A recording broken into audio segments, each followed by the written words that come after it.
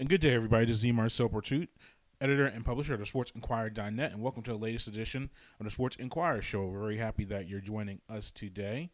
We have a really jam-packed show for you. We're going to review soccer internationally and domestically here in the United States with our Offside Trap portion of the show. We're also going to discuss the NBA playoffs and with the finals between Golden State and Toronto, as well as the WNBA, specifically the Atlanta Dream. So we have some good content there as well. And then finally, we'll do some miscellaneous items as well with the U.S. Open in golf coming up this weekend in Pebble Beach, and maybe some other news and notes in the world of sports. But as always, the best way to find everything that we're doing is to go to the sportsinquirer.net, premier site for news and notes in the world of sports. Very exciting moment yesterday. We were able to bring back the Verbal Submission podcast. It was on hiatus for more than 2 years. I didn't realize it was that long of a time since we did a combat sports specific show. So I brought it back with a lot of activities with WWE, AEW, boxing, mixed martial arts. So very excited to bring that show back. It's archived on our site, whether you go to our various platforms. So make sure you check that out. But the main way to do that is go to the sportsinquirer.net. As I said, premier site for everything you need. Twitter and Instagram, Sports Inquirer, all one word. You got our up-to-date content there as well. Whenever we post anything visually or audio related, it immediately goes to those platforms. So make sure you check those out. Facebook, the Sports Inquirer, similar thing. Those are separate words when you look for those on that site. So make sure when you do a search, you do the Sports Inquirer. Those are all separate words.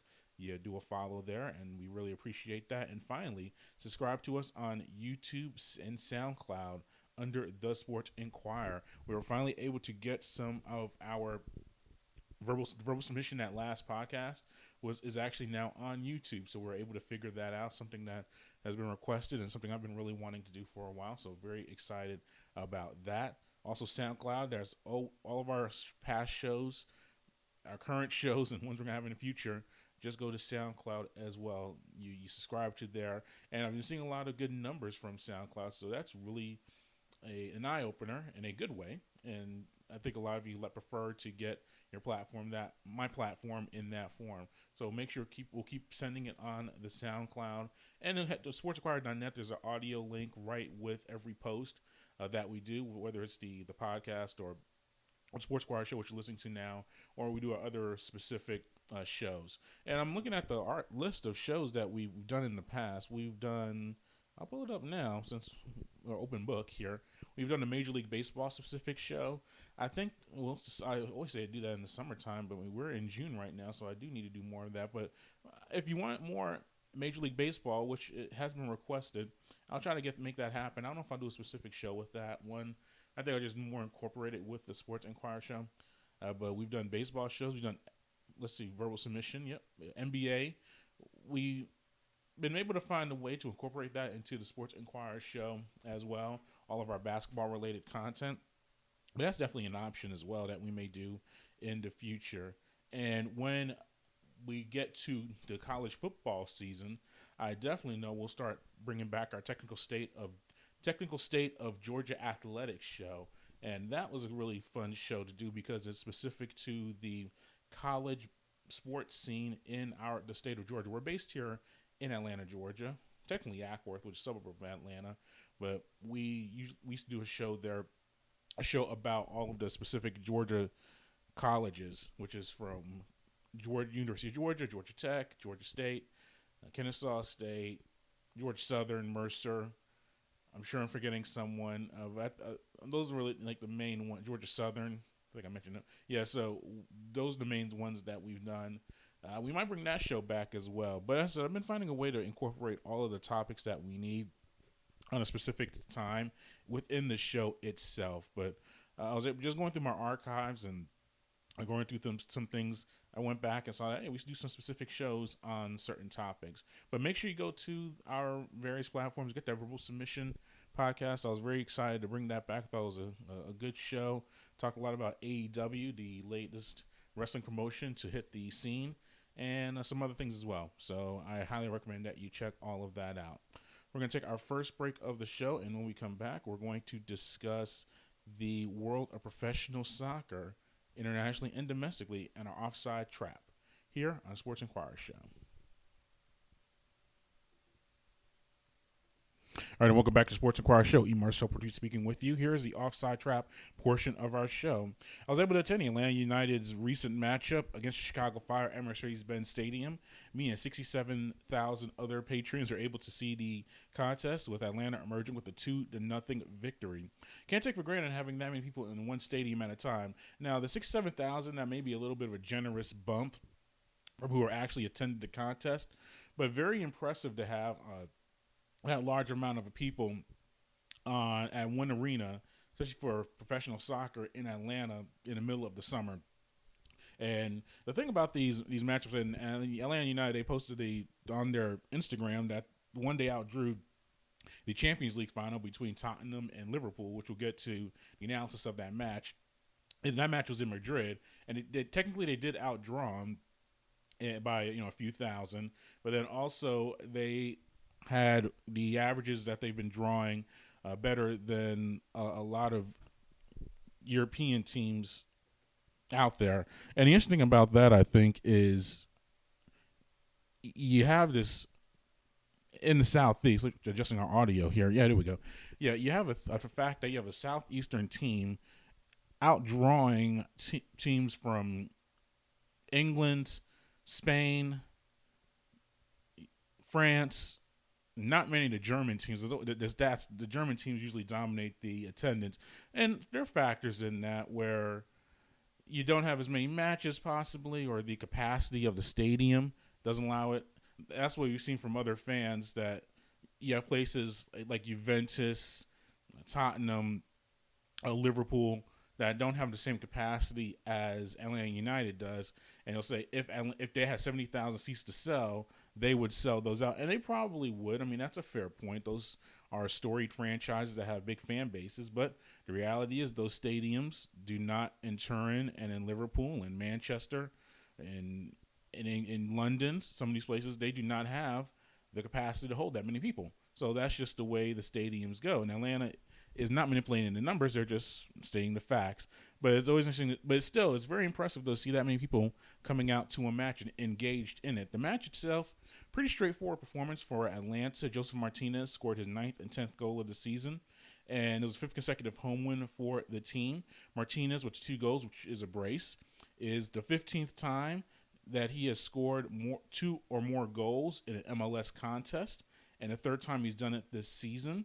So the offense was flowing very well. Martinez was very engaged. Both Martinez's, Joseph, who scored the goals, with Pity Martinez, was actually involved, Dion Pereira, Julian Gressel. I thought the front line for Atlanta was very impressive as far as taking advantage of their scoring opportunities.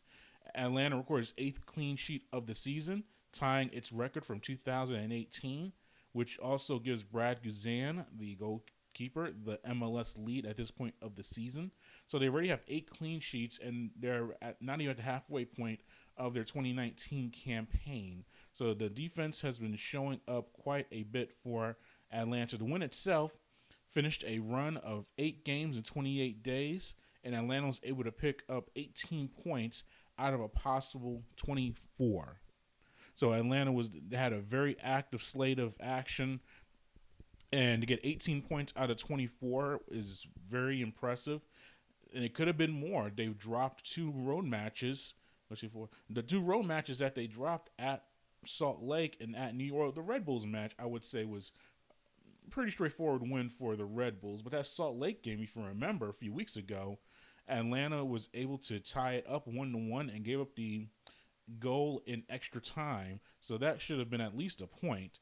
But they dropped all 3 of those points. But still, 18 points out of 24 is very good. So Atlanta now finds itself right near top of the MLS standings in the Eastern Conference, and now they're in an international break. On the game itself, the statistics, I'll start off with the shots. It was tied 10-10, and Atlanta did lead in shots on target, 8-3. Those 8 shots on target tied a season high.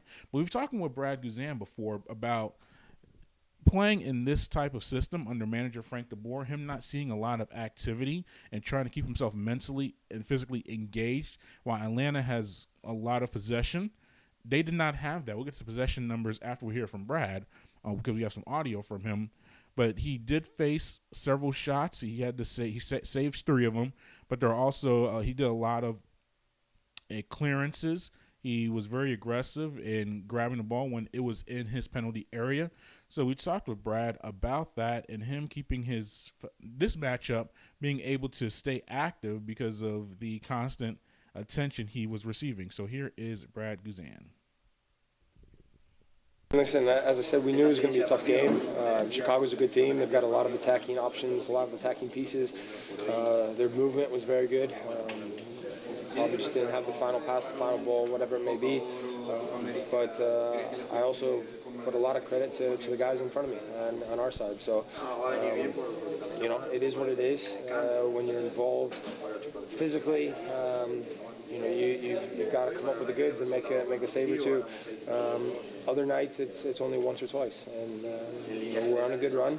But like I said, it means nothing if we come back from this break and we'll get to the break itself in a moment. He was kind of talking about that as well. I wanted to hit that portion talking about the activity that he was facing.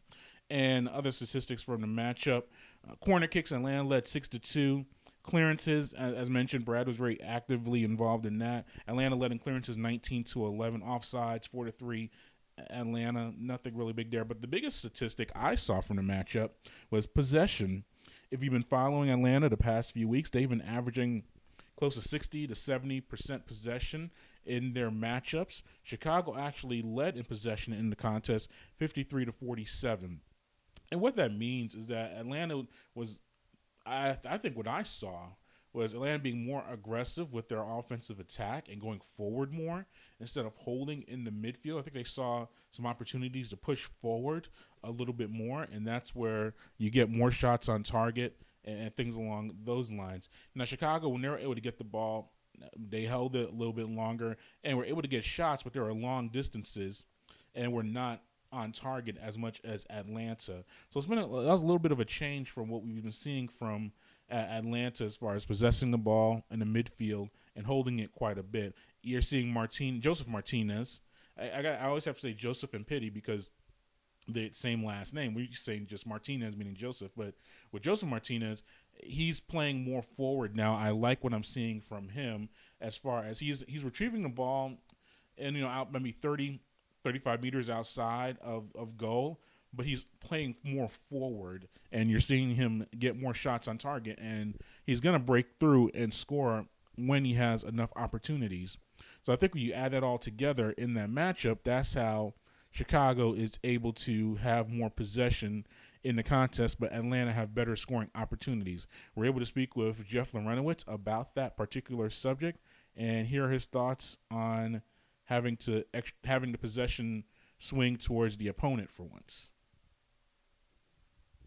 About creating chances with the possession, I think that lots of teams now when they're playing against us, they can get to 40 yards from goal, and then they run into a lot of bodies. They kind of run out of space, and that's when we close them off. So I don't know if all of their possession was forward possession, but they are a very good team. They have a lot of talented players, a lot of players that enjoy being on the ball. So it's not surprising it's a 50-50 possession game. You played forward quite a bit as well, even got some attempts. Was that the most forward that you felt this year as far as on the field? And you were in the penalty area quite a bit. Yeah, I think Darlington's kind of slid into more of a holding role, and when I've come on, they've asked me to kind of step up and pressure more. And at that point in the game opens up. There's a lot more space when the ball turns over, and you pick your spots. And he's referring to Darlington Nagbe, who is, I mentioned all the guys going forward with the Martinez group, with the Josephine, Pity, and Gressel, and Dion Pereira, who's doing a very solid job replacing Tito Villalba on the wing, with those 4 guys up front going forward, and even Escobar to a degree. And Michael Parkhurst, you have so many guys going forward. Nagbe is not being used more as much as he has from last year in a forward spot, so he's kind of sagging back, and Larentowicz is finding his way up forward, and Breck Shea as well. We've been critical of him playing the right back position or left back, but being in that spot. He had a very good shift in the matchup against Chicago. I thought he possessed the ball, was engaged, even took a shot, at least one shot towards goal. So he was very engaged as a reserve. So we have to give him credit. We've been critical of him on the negative end, but he has shown much improvement over the past few matches. But guys like Larentowicz and Breck Shea, them getting forward allows for more opportunities, I think, for Atlanta to be in the scoring opportunities. Let's hear from Jeff himself about the match in general, and then we'll hear from Brad, and then we'll look at the state of Atlanta as it's in its current international break. But let's hear from Jeff about the win itself.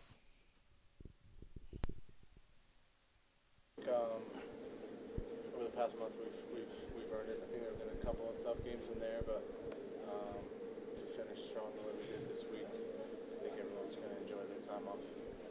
Tied for first. We always knew we had it in us, but I think we've got a lot of talent in the locker room. It's just about making it work.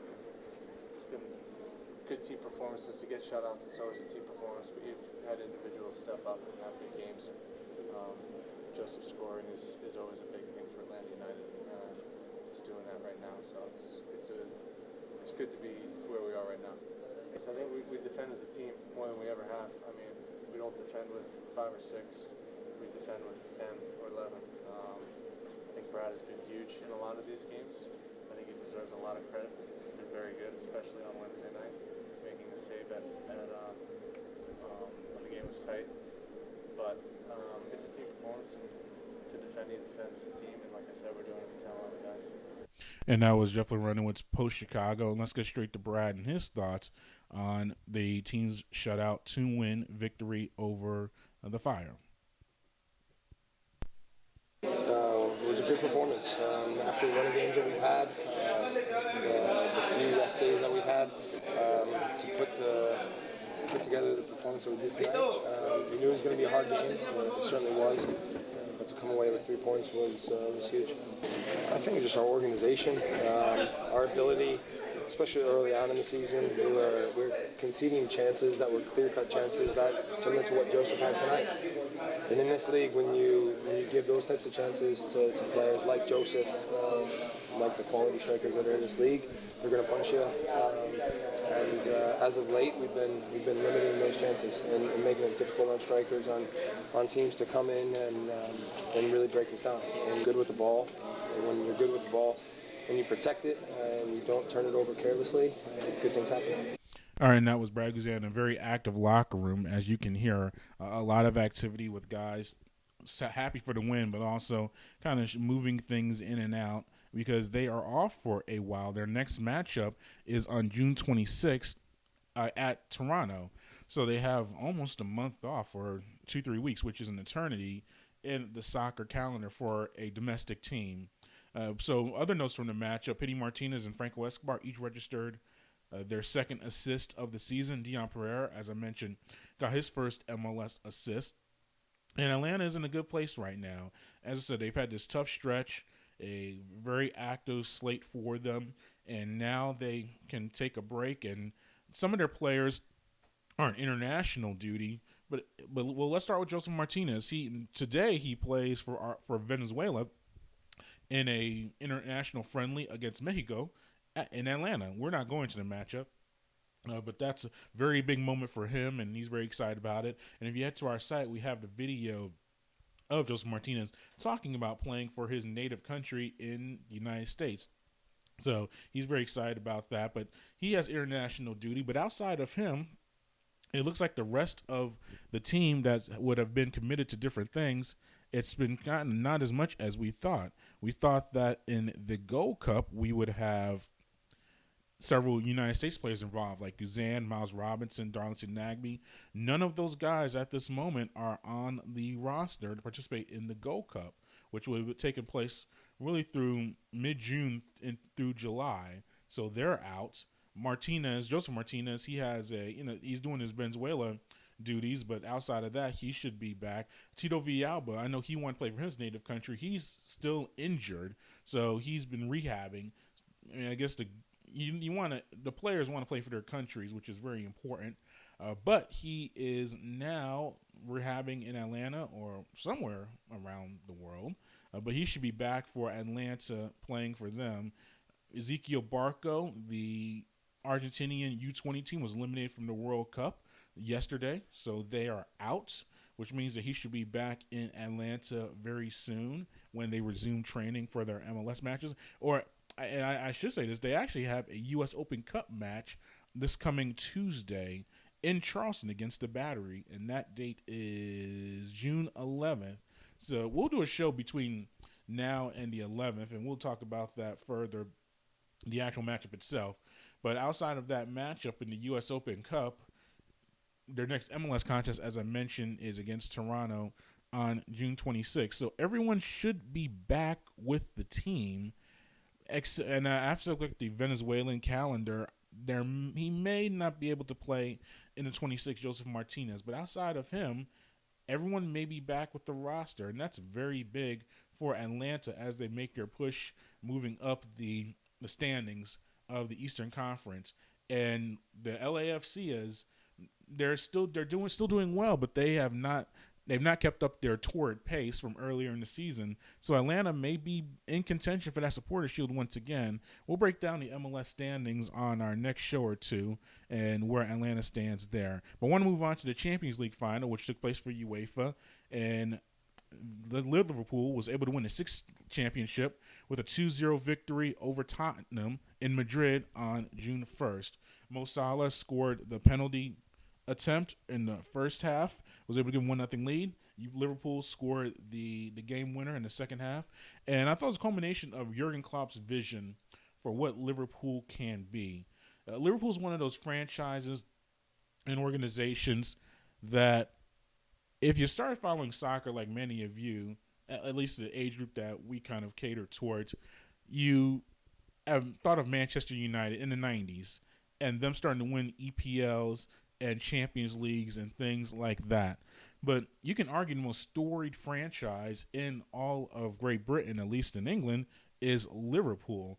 The championships are comparable to Manchester United. The thing is that it was not called the English Premier League back then. It was called the Championship. It was under a different vein. And a lot of their championships, well, they've never won an English Premier League championship in the 90s. They've never started in the 90s. So all their championships are from the 60s, 70s, 80s as far as the domestic cups. They've won some FA Cups and things like that, but as far as the regular season championship, Liverpool has not been able to get that EPL. But they have been able to be successful on a European stage. And this sixth championship, as I said, was with Klopp, who came in from Dortmund with a vision of a very attacking, aggressive style, a lot of pressing, very forward. But what happened is that they left themselves wide open in the back. What they have now, though, is with Sané and with Mo Salah, and we'll get the Mo story in a minute. I think it's one of the best stories in sports that not many people outside of soccer really hear about. But his vision of having that aggressive attacking style that we saw in Dortmund and those guys competing with the big boys of Munich and Bayern Munich and being in the Champions League final with Dortmund with the budget that they have is very impressive. He's taking that over to Liverpool, and Virgil van Dijk, the player of the year this year in the English Premier League, he's helped the defense go from average to elite. And when you combine all of that together, that's how you have Liverpool with a championship on the European stage. So the match itself, I don't like the Champions League contest when it's two teams from the same country. We've seen it in the past with Real Madrid and Barcelona. We've seen it with Bayern Munich and with Dortmund.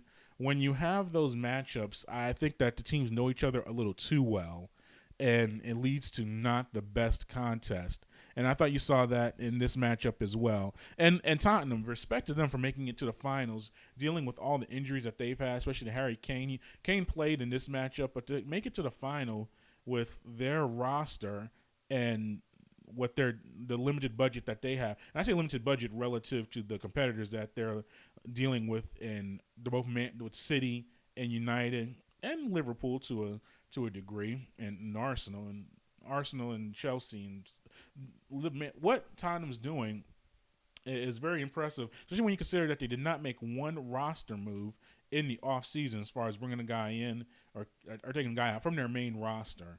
So, Pochettino, tremendous manager.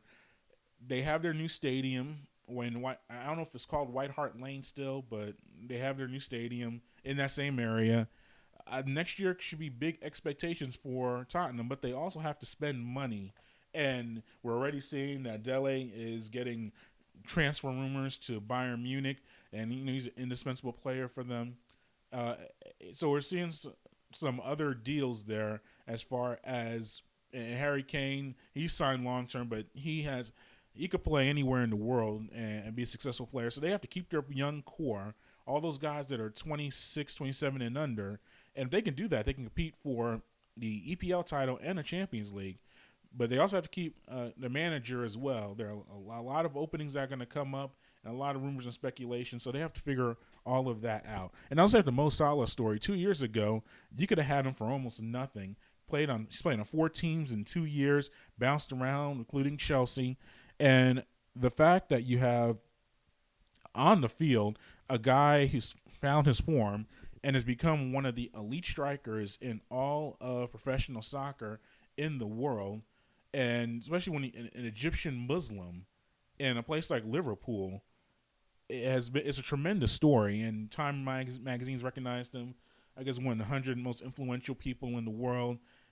I read a report about the anti-Muslim sentiment decreasing to a significant degree because of Mo Salah in Liverpool, from crime to social media.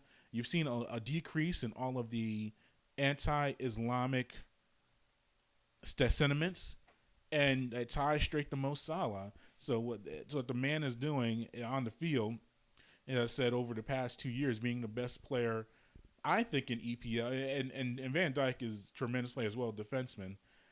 But when you see that team come together, as a neutral, I support Arsenal, but from an objective view, it's very significant what you're seeing from Mo Salah on the field, or on the pitch and off the pitch. So this is a culmination of all those things coming together and Liverpool winning that championship. And then finally, to wrap up our soccer coverage, the U-20 World Cup is now in the quarterfinal stage, and the United States is still in it, which is a significant deal for the U.S. program. You notice with these type of tournaments, it's a lot of the African teams, the South American teams tend to do very well. Their players develop at a very young age, and they're developed all around the world. And if you look at it right now, look at the teams left. Mali, South Korea, Senegal, Ecuador, Colombia. I mean, those are all South American or African countries. They tend to do very well in these youth tournaments. Ukraine is in there. It's very impressive for that program. Italy, it's expected. And that's good for Italy as well, because they have taken a step back on an international stage, not even qualifying for this most recent World Cup, the Senior World Cup. So that's a good sign for them that their pipeline may be getting healthier again. And then you come to the United States, which it's very big for them to have this group, because you're starting to see the changing of the guard on the men's national team. The guys that you're used to seeing, from the Michael Bradleys, the Tim Howards, and the Brad Guzans for our Atlanta supporters out there, that group is starting to find its way out. The Clint Dempseys, those guys are not going to be playing in the next World Cup. Even though Michael Bradley seems like he's not going to ever be off the team. He's on the Gold Cup roster, which does not make some people I know, especially a specific Atlanta soccer journalist, that he's not a fan of Bradley. But a lot of these guys are starting to see a new roster. Obviously, Christian Pulisic has become a big guy as far as the new wave of soccer talent. But you need more than Pulisic to make a run on an international stage. So now you have the United States U-20 team. They were able to beat France 3-2. 2 goals in the second half from Soto and Renix. And France was up 2-1 at the 55-minute mark. And I said Soto was able to score a goal in the 74th minute, tie it 2-2. And then Renix was able to take advantage of a foul up or a mess up by the French goalkeeper. He grabbed he made a save. He did not caress the rebound properly, and Renix was able to come in, tap the ball in, and that was a very big win for the United States. So now they are up into the next round, and they are going to face Ecuador on Saturday, which is on June 8th. So even if the United States gets eliminated at this stage, it is very big for their development as far as the national team stage. And now we're going to see them play later today in a friendly, and then they said they have the Gold Cup. So this is very good developments for the United States men's national team program, getting these younger guys the major experience that they need on the international stage. All right, we're going to take our next break, and when we come back, we are going to discuss the NBA Finals and the WNBA in the Stagger Screen.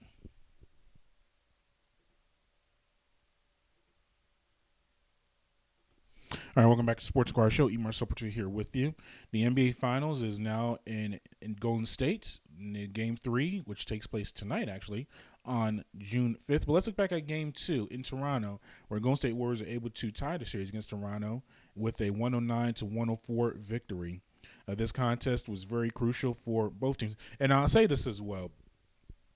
And we've gone over a lot of pet peeves in sports broadcasting or sports journalism, especially on the TV side of things.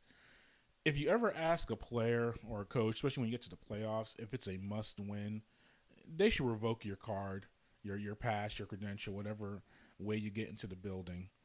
Every one of these contests are crucial. You're not going to have Golden State say, or Toronto, all right, we lose Game 3, that's okay. We're down 2-1. We got a few more games to go. No. Every game is important. Every game is crucial. I could argue that for the regular season as well, but especially when you get to the postseason, every game's a must-win. It's an annoying crutch that is used by sports broadcasting to say, is it a must-win? Well, yes, it's a must-win. What other answer is there?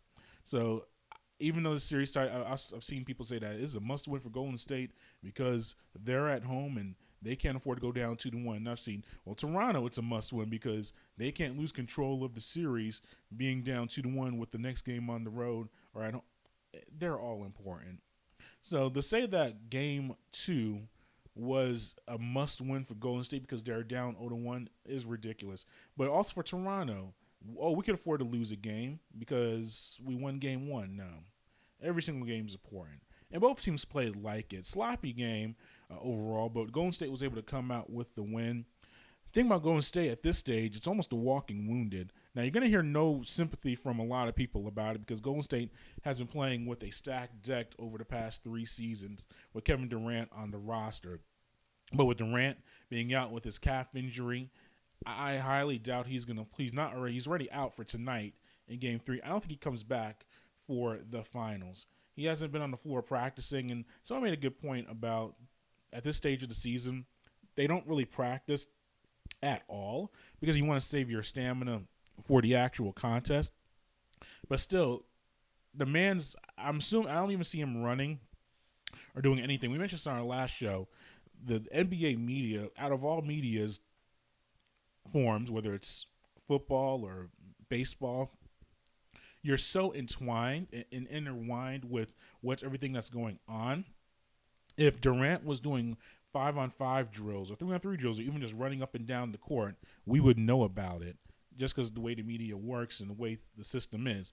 We haven't heard any of that from any media source, from local people in Golden State to the national media.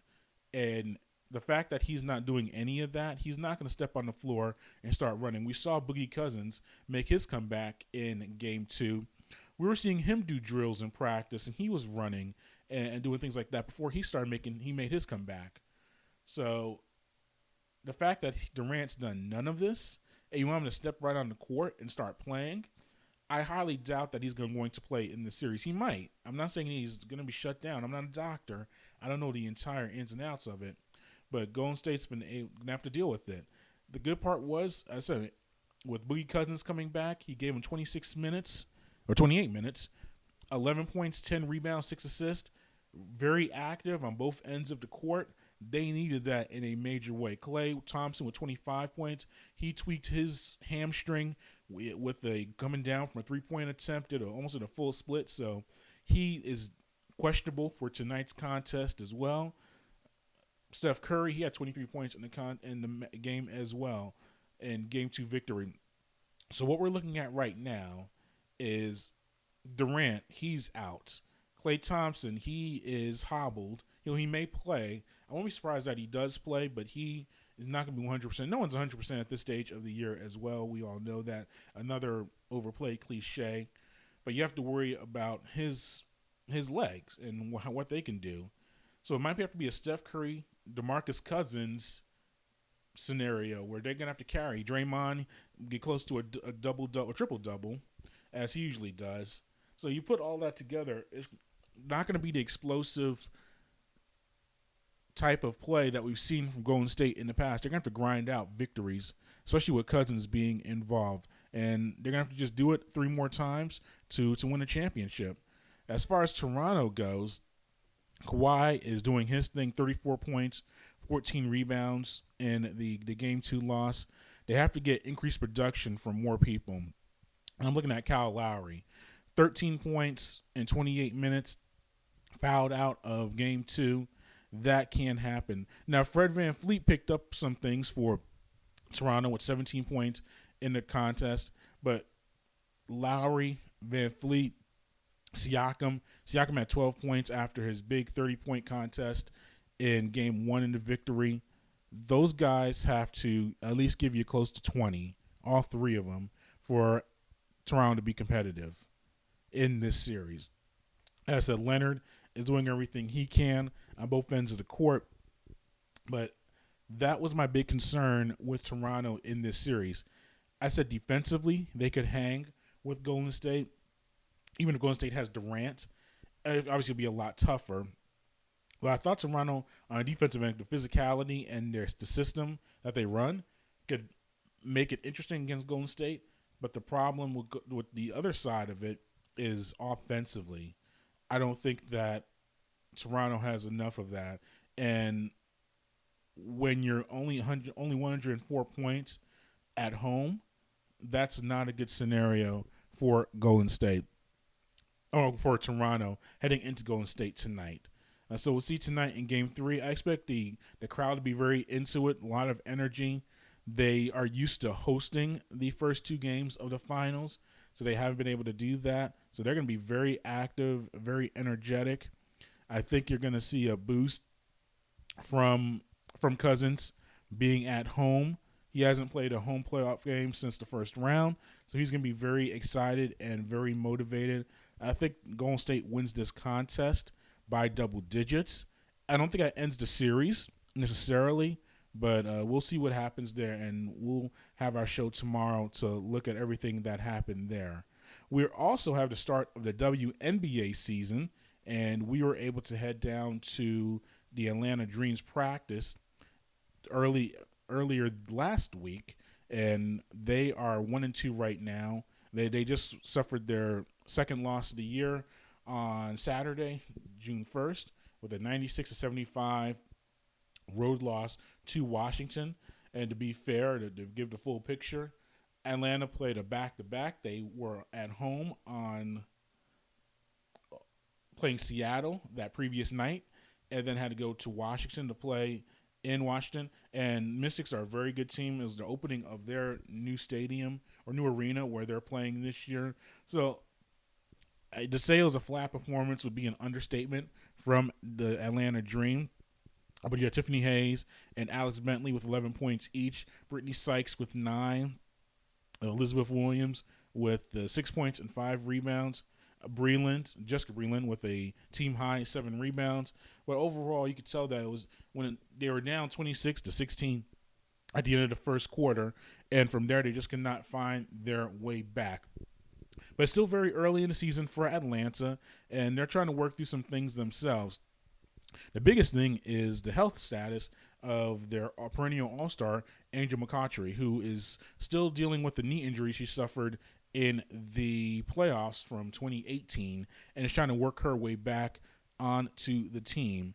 But you still have a very deep roster that's used to playing without McCoughtry. Obviously, they want her out there. but with Williams and Sykes and Breland as far as the forwards and center, so that front court and Renee Montgomery and Tiffany Hayes, you have that group at the back court. It's an experienced group, a veteran group at this stage, not too many younger players in there. And we were able to speak with Coach Collen about that. And let me just pull up the audio here. So speaking about the depth of the team and how they're going to try to use it this season with the unavailability of Angel McCautry. This team last year realized that the sum of our parts were better than any one player. As much as anything, we probably do play through Tiffany. We try to get Tiffany touches. We get her in actions because she draws a lot of defense.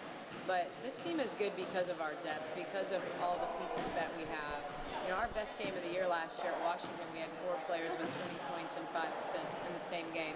And so that's how we want to play. I think you're harder to guard when you don't know who's going to step up and score. I think, I expect Tiffany to have a big game tomorrow. I know she locks in and takes it really serious when she guards Jewel Lloyd.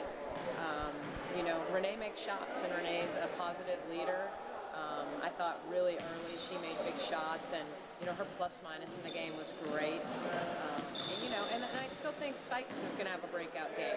I just think Brittany Sykes is waiting to have that breakout game. So, as we start to get all the pieces together, Elizabeth was, almost 10 days late to camp, and so getting her to where her spots are, and, so I think our balance is our strength.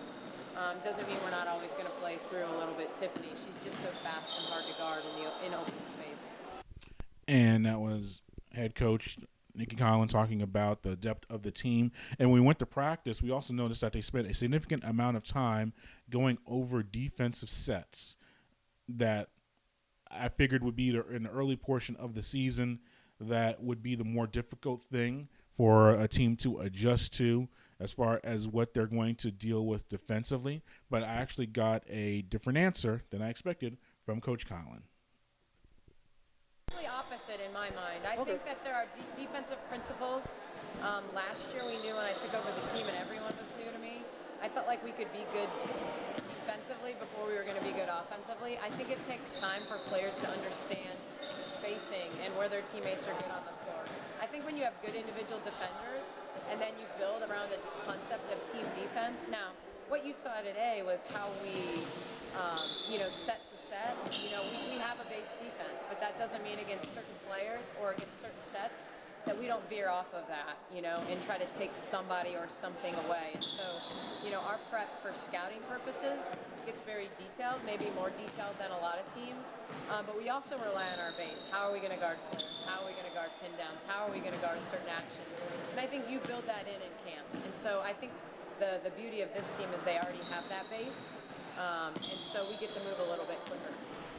And that was Coach Collen once again. I highly recommend that you head to our site and find the full video of the presentation. I still need to put that video actually on our YouTube page. I just remembered that. I don't know why I haven't put it up yet, but I will do that by the end of business today. And she goes more in depth about the offensive defensive sets and also with the players and what their expectations are for their second year under Coach Collen. So I highly recommend that you head to our site and check all of that out. And we're going to conclude today's show on that note. Thank you for listening.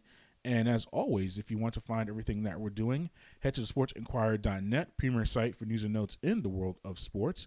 You can go to Twitter and Instagram under Sports Inquirer. That's all one word. Facebook, The Sports Inquirer. Those are separate words when you're looking that up. And finally, subscribe to us on YouTube, SoundCloud, and I think as of now on iTunes. I've not gotten a notice yet about this new iTunes deal with them concluding it, so I need to do my due diligence to check that out. But I think for now we're still up there. If not, give us a note and we'll make the proper adjustments. Until then, good fight and good night.